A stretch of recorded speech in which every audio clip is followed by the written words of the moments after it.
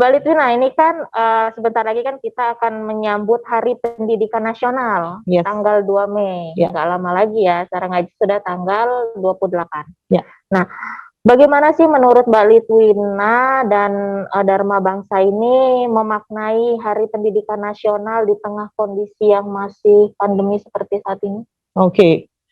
Kami sih terus terang merasa bahwa pendidikan itu bisa terjadi kapan saja, di mana saja, dan dengan cara apa saja. Jadi memang yang namanya pendidikan jangan sampai berhenti cuman karena ada kondisi yang tidak memungkinkan kita untuk datang ke sekolah. Kebetulan kan teknologi juga udah maju kan. Jadi buat kami sedikit menantang di awalnya memang. Tapi ternyata karena guru-guru kita juga masih banyak yang muda, kepala sekolah kita pun juga masih muda kebanyakan.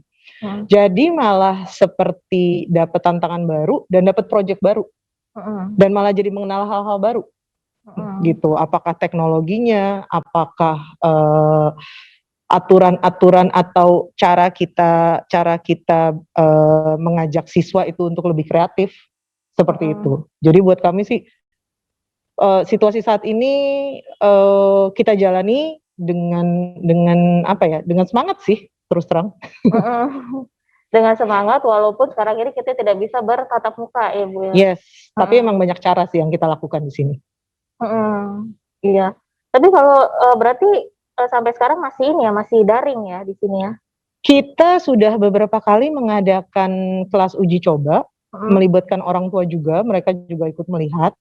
Terus kayak untuk di TK kita ada school visit, karena kalau anak TK kan juga kayaknya kita nggak mau mereka terlalu banyak di depan gadget, dan mereka tetap memerlukan interaksi langsung karena untuk motoriknya.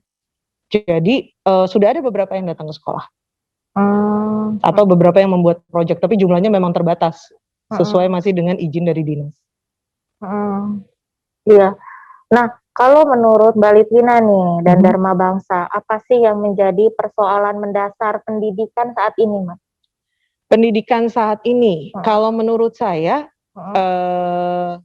pendidikan kan tetap ada kurikulum yang harus dicapai dan itu ada kerangkanya.